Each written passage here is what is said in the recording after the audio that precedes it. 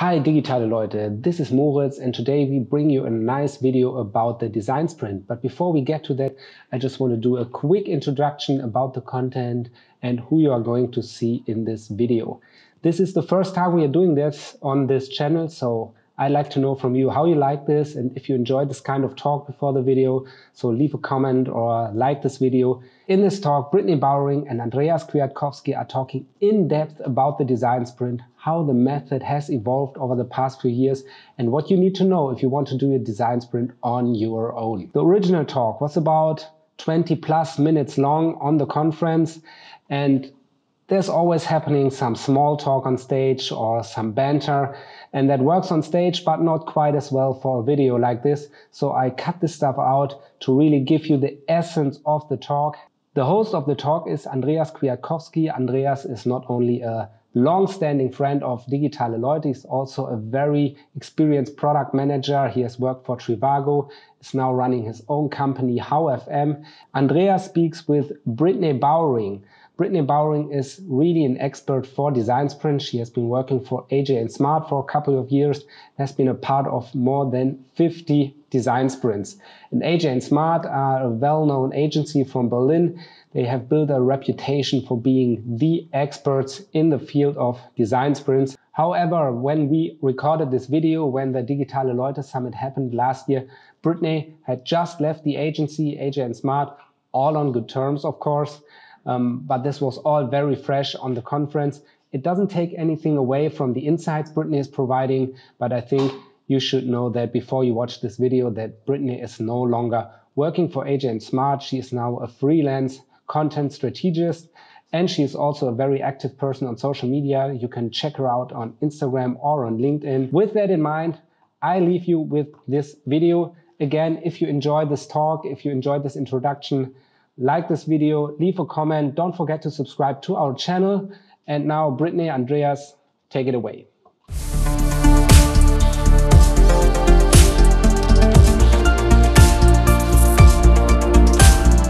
Today we're going to learn a little bit about how to do a perfect design sprint. First of all, what is a design sprint? I mean, I know sprints, I know a little bit of design, but what is a design sprint? So it has, it pulls from a lot of things like agile and design thinking, but a design sprint essentially is a 1 week process where you go from having a broad challenge or idea, and by the end of the week, you have a user-tested prototype, so a high-fidelity prototype with actual feedback from users. So it's a very intense process, and it was developed by Jake Knapp, who wrote the book Sprint, which comes highly recommended by me. But basically, it's a process for. It started for product development at Google Ventures. Right. Basically, Jake was, under a lot of pressure to figure out how to know what ideas to invest in and what ideas to pass on. And he basically came up with this process. He was like, how can we figure out in a week if an idea is validated or invalidated? And that is the design sprint was then born from that. Interesting. Yeah. I mean, haven't we seen something like that before? I remember Stanford design thinking, and then Hasso-Plattner in Germany made it a little bit more popular. So how do you kind of compare design sprints to other alternative creative methods? So this is a question that I get all the time. Like, what's the actual difference? People will be like, yeah, we're working in sprints, but they're not talking about design sprints. They're, of course, talking about agile sprints most of the time. And they're like, oh, we did, design thinking training. We know all that stuff. So design sprints aren't really for us. But the cool thing about the design sprint is it's kind of like a recipe. It's this one thing that you can kind of plug in at a moment's notice when you are at a critical point in a project, if you want to kick something off. It's sort of just a really great process that pulls from these things, right? It pulls from agile and it pulls from design thinking, but it's something that you don't need to figure out what exercises to use and how to, it's a formula, right? So even someone who's new to design sprints can actually facilitate one and probably have great results, which is a really cool thing. Just briefly, what are the steps during that week? Can you summarize that a little bit? Okay, yeah, I'll do that kind of quickly. Monday, you come together as a team. The morning, you're aligning on the challenge, and then in the evening, or afternoon, I should say, you're already coming up with ideas for solutions. Tuesday, you're deciding on a solution to prototype, By Tuesday afternoon, you have a storyboard of your prototype. Wednesday is prototyping day, so that's a full day of crazy work for a designer. And then Thursday is the testing. So that's when you take your prototype and you test it with 5 users. And then the 4th day is over, and what happens next? I mean, like lots of innovation workshops end up with great enthusiasm, but then that slows down once people go back into the day-to-day business. So exactly. What do you advise to do next? Yeah, so a lot of companies come and run, a while ago, when we were sort of just starting to do design sprints with our clients, we would run a 1-week design sprint. We would do no upfront research or prep, almost none. The client would come in, we'd either validate or invalidate the solution that we came up with together, and then at the end of the week, we would send them on their way, and we'd be like, see you later, like we're done, right?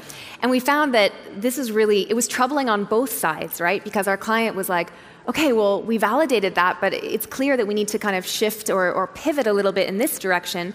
Or they'd be like, okay, we invalidated that, what do we do now? And on the AJ&Smart side, we kept feeling like at the end of a design sprint, we had so many insights. You have like a crazy amount of feedback that you've gotten from these users. And we were like, it'd be so cool if we could just quickly iterate on this idea that came out. And then we would get even closer to something that's ready to like put into development. So what we decided to do at the end of every design sprint, which is now protocol at AJ&Smart, is an iteration sprint.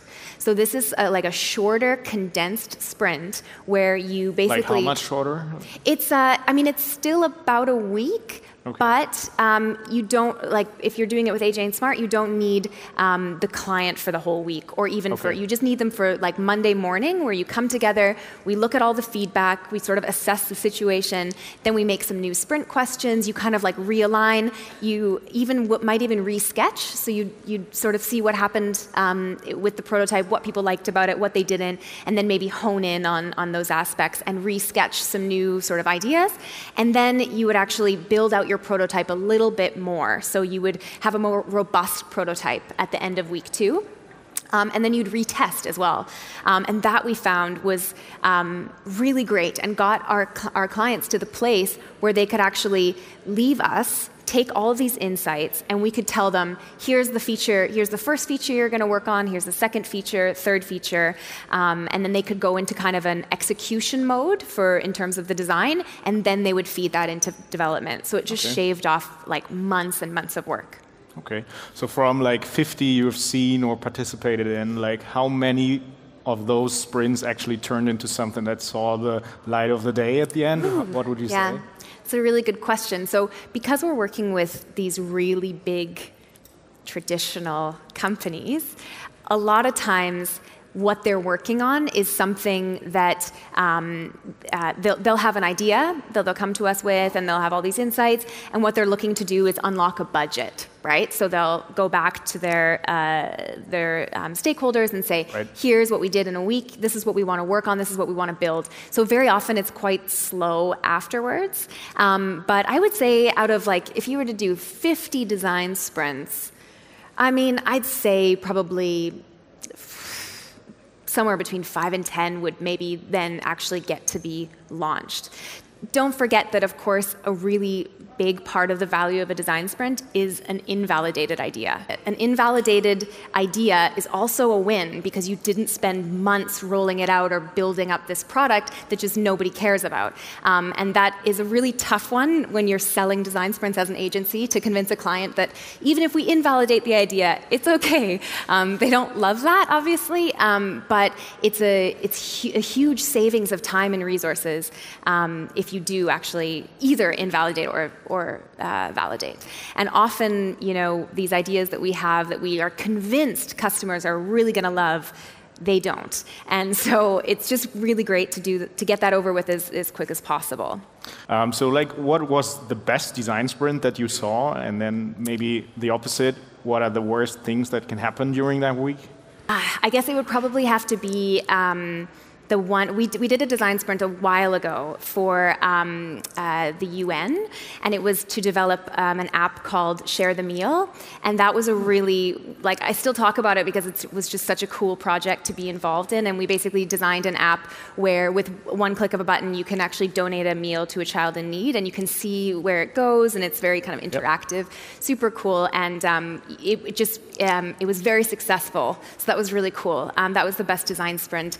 The worst design sprints are, the thing is with the design sprint, the idea is that you're aligning on what you're working on. That's a huge factor. So you have everyone in the room for 2 days where you're doing these workshops, these very specific exercises, and what can go wrong and has gone wrong is when the decider, so there's always one person who is the ultimate decision maker, if that person isn't in attendance for the 2 first days, you shouldn't do the design sprint. It will not work. It's all about alignment and actually co-creating and working together. And the other thing is when you don't have a well-defined scope for the sprint. So if you're going in with a really broad challenge, it doesn't make a lot of sense to do a design sprint. You have to zero in on something a little bit more specific than, let's reinvent our customer support, for instance. That's just too big of a challenge for a 1-week project. So there's a lot of things that can go wrong, but I really think that if you're having people leaving the room all the time, that's the one thing that can really throw it off. It's amazing the amount of buy-in you can get when you have your team, and also people from other sides of the business. That's kind of a key aspect of the design sprint, is you're actually having people coming from different sides with different insights. So if you have them all in the room with you and everybody's committed, that's where the power of the design sprint really lies. Understand. I mean, it must be tough to really get a decision maker in the room for 4 days then in a row. Yes. Probably that's ideal. What is the most convincing argument you've usually used in trying to get those decision makers in and join the round? Yeah, so the thing is, it used to be that you'd need them in for the full week, but with this kind of 4-day process that it basically just over iterations, AJ&Smart kind of whittled it down to be 4 days instead of 5.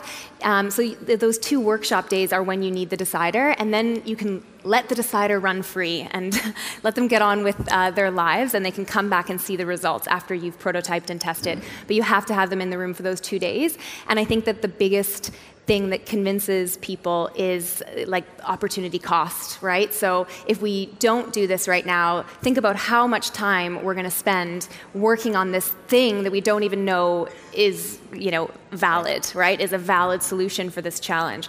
And how does it look like from a people standpoint? How many are there from the company and then AJ&Smart, and what kind of roles do they take? Yeah, so AJ&Smart's still quite small. It's about 20 people in this agency. And on a sprint, there'll be 3 people from our side. So from the agency side, there will be a facilitator who also participates in the design sprint. So most cases, I would actually recommend if you're a first-time facilitator of any kind of process, you shouldn't actually participate, but because we do it all the time, we also participate. So you have a facilitator, you have someone who's in charge of user research, so they're in charge of recruiting the users, setting up the tests, scheduling, and then we have a prototyper, so a designer who can build a high-fidelity prototype. So those are your 3 key people from the kind of agency side, and then from the company side or the client side, it can vary. But what's important is you have the people who know the most about the challenge in the room. So often that'll be product owner. You'll have someone from customer service. It's really great to have someone from marketing as well, someone who knows sort of the messaging that the company is giving out, because we all want to kind of align on that. Working in these silos really ruins a lot of outcomes, when we kind of develop this product and then we hand it off to marketing, and then they're they think actually the value is something completely different than we thought, and they're marketing it totally different, and and everybody loses. So it's definitely important just to have the experts in the room and then people from different sides of the business. And that's how many usually? Oh yeah, sorry. As you can fit in the room or something? An ultimate design sprint team is between 7 and 9 people. Okay. You don't want to go doing a sprint with more than 10 people your day will be so much longer. It will be more painful than it already kind of is. And I just really highly recommend keeping the team small. However, you also want a variety of perspectives. So, doing a design sprint with 3 people, you're just not going to get this variety that would, of course, be what you're looking for. Right. So I find you want to kind of, stick between 7 and 9.